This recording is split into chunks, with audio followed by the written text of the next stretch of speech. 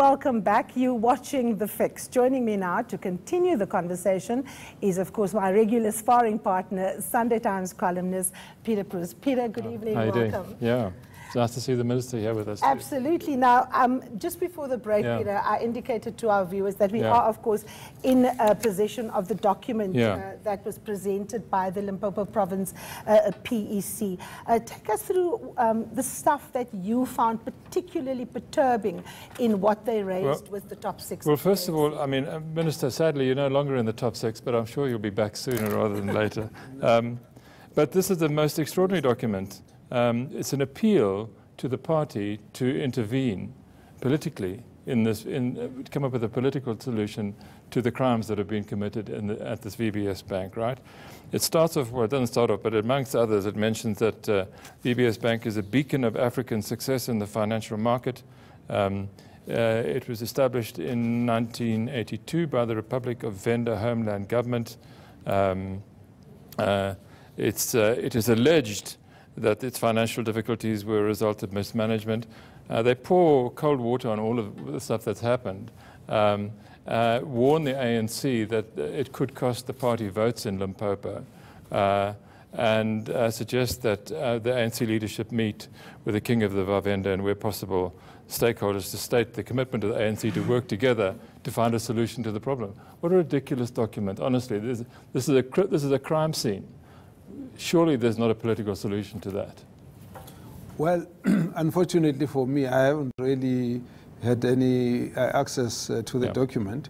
But let me just say, firstly, the approach on this matter has been that the Reserve Bank is leading all of government and all of society in investigating this matter. They've put up a forensic process, and they've said to us, and which they've reported to government in general and to the ANC, that look, they will find out who are liable for prosecution, and they will then take the matter up. They're working with the Hawks and so on. So as far as we're concerned, that issue is going on.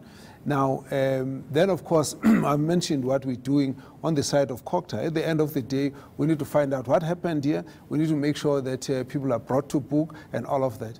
Now, I'm not sure what the real issue is here. I think one of the concerns that people might have had is the fact that we had so many people out there on the streets, staying throughout the day and night, and they didn't know what was happening, and so they might have raised queries to say, what's happening here? Can anybody tell us what the problem is, and so on and so on. I don't think anyone would intervene to try and stop an, an investigation process. I think the issue could have probably arisen around the point of communities who are saying, but we lost money, what happened? Can anybody come in and assist there? So I think that's probably more the angle that I would understand. Because the danger is that once again, the party risks, the ANC risks being seen to be reacting to something that Julius Malema does.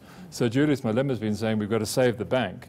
And here suddenly we have the Limpopo ANC saying, we've got to save the bank to the top six of the ANC. And it sets you up. It sets you up for failure. No, I think it's very difficult for the top six to stop anybody coming to report an issue to them. The question is, how do you deal with it from there? When we first dealt with the matter, our first question was to the Reserve Bank, why haven't you arrested people? And they said, no, but you can't. You wait until our process. So there's going to be people who are going to respond to this issue to say, can something be done until you go through the details of it to show what has happened? For me, for example, was to say, take the money and give to the municipalities. They said, no, there's no money. So when you don't know the details, you'll go out there, with an outpouring of grief and pain to say, please help us. Only once you get the response, then you know what is happening. Minister, what interests me about the story over and above the document is, of course, what the City Press had written. And down in the City Press article, there is the mentioning of the fact that if the top six doesn't agree to rescue this bank, bank, the ANC in Limpopo will have no choice but to join in a call for an early National General Council, which is, of course, that meeting in between conferences that could very well remove someone like Cyril Ramaphosa. Is this a real threat that is coming from the provinces in the African National Congress? Is President Cyril Ramaphosa's leadership under threat? Why is it so important to save this bank? No, I don't think the argument so much is about saving the bank more than dealing with the people who are, left on their own, those stock fellas and those individuals who have saved money in there.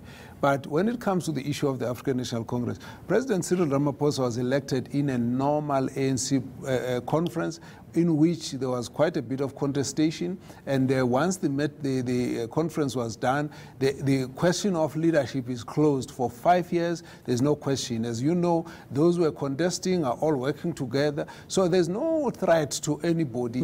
Why does this thing still burn away, though? There's something... Which one? This thing that somebody's stoking all the time about a special NGC to... Well, this is politics. If you pick up one voice out of a million voices that are approving, and you pick up a voice that is dissenting, well, of course, you're going to make headlines because you are media. But as far as we're concerned, anything is open there. You can stand up in an ANC meeting and criticize the president. It's allowed. But because you criticize the president doesn't mean that we now want him removed. The president is in place, and the 5 years that we're going through is a normal 5 years. And every now and again, it's going to be raised, issues are going to be raised, he will be challenged on certain issues and so on, but doesn't make him not to be a legitimate president. He remains a president of the ANC. Sure. I agree with you. What I find really interesting about the appeal here, though, is that it tries to suggest that this bank is a bank that is looked on with pride,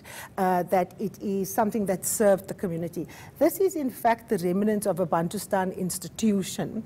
The other thing, of course, which is of a great concern is that municipalities legally were not allowed to do business with a mutual bank. There's very strict regulations around that.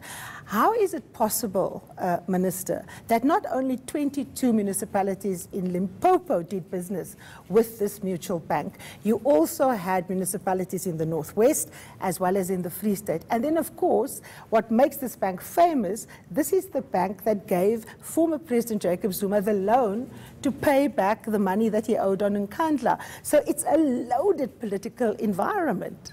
Well, firstly, the bank was operating legally as a mutual bank, and secondly, the fact that it had a history of coming from the homelands. It's like you've got towns which were used to build by homeland government. We use them proudly today because they're all the heritage of South Africans. So I think let's not go in that direction. Let's go into the fact that here is an institution where corruption has happened, fraud has happened, theft and loss of funds from normal, ordinary South Africans has happened. Let's deal with it as such. And for me, that's where the real focus needs to be. Now, the fact that the municipalities went into that process, they were actually sent, some of them were given information to say they must stop that. Some did remove their money, and so on. Those that got caught in the process, if there had not been fraud, this money could have stopped them and said, bring the money back, it would have worked. The issue here is that there's been fraud, and we mustn't run away from it. Doesn't matter how you decorate it. Once there's loss of public money, and in that institution, then we must all stand up and say, we want to know what happened, and dig until we find out what happened here. So let's focus on it in that way. Would it be incorrect, though? Would it be correct for the party to say to the Limpopo branch, look, it's not a political matter, it's up to the Reserve Bank and the police.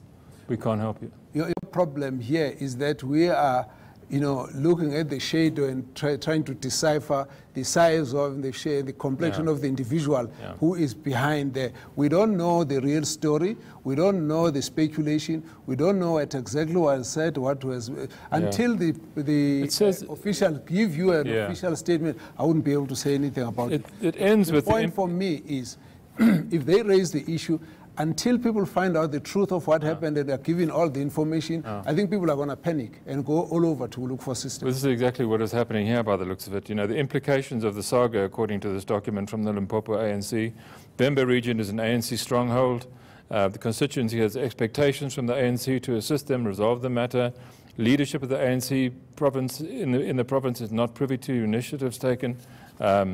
Perceived absence of the ANC provides fertile ground for opposition.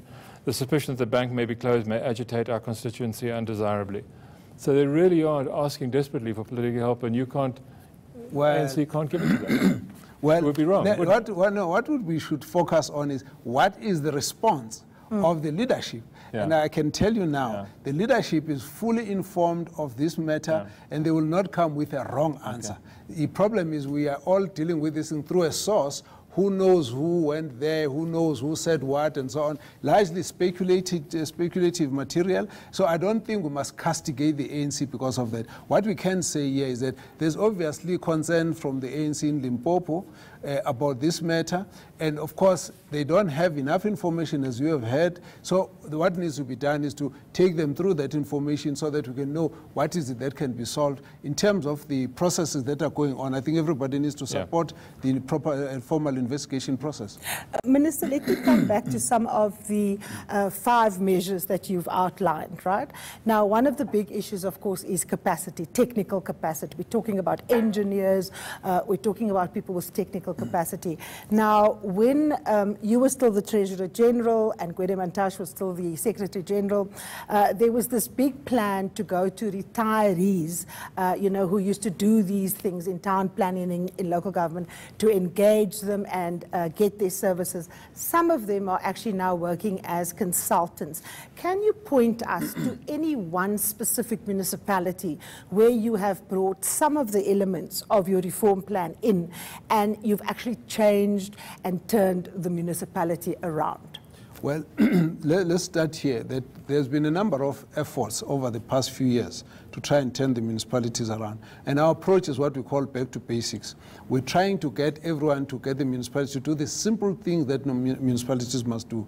Clean the streets, remove the refuse out of the way, and fix potholes and so on. We've seen that a number of them have actually faltered when it comes to that. And so went deep into saying, what is the problem? And amongst the various issues, which I'm not going into, but just one particular one, is that we found that only 55 municipalities have engineers. And so if you lack the technical capacity... That's out of 257. 57. That's correct, yes. Why is that?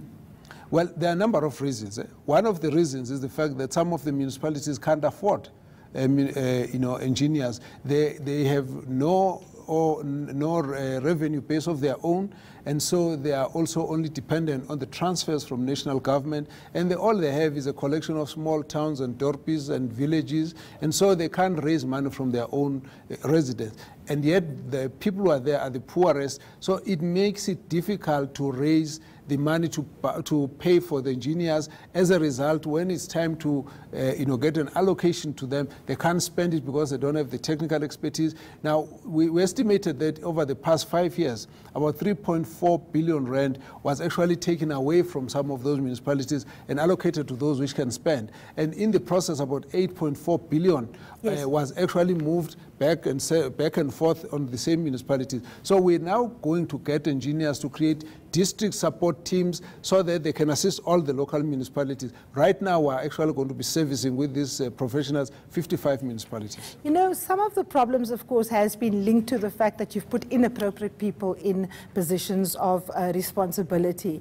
I spoke to the Auditor General recently at the South African Council of Churches, and he was saying to members of the community, if monies have been approved to go and build a bridge, don't worry about the technicalities of the bridge. Just ask the people where the bridge is so that you can go and see where the bridge is supposed to be built because the money was approved. What is your recommendation to communities who want to hold the elected leaders accountable at municipal levels? I would agree with that. Firstly, we're insisting that the municipalities must go out, talk to the communities, and explain what is it that they plan to do when. Because people in the village, in the townships, in the in those particular wards must hold their leaders accountable. If you say there's going to be something, they must actually hold them accountable. So we want to insist that there must be good communication with the communities so that there's transparency and accountability in the way the services are rendered. Minister, unfortunately, we have run out of time. We've obviously got so many things to discuss.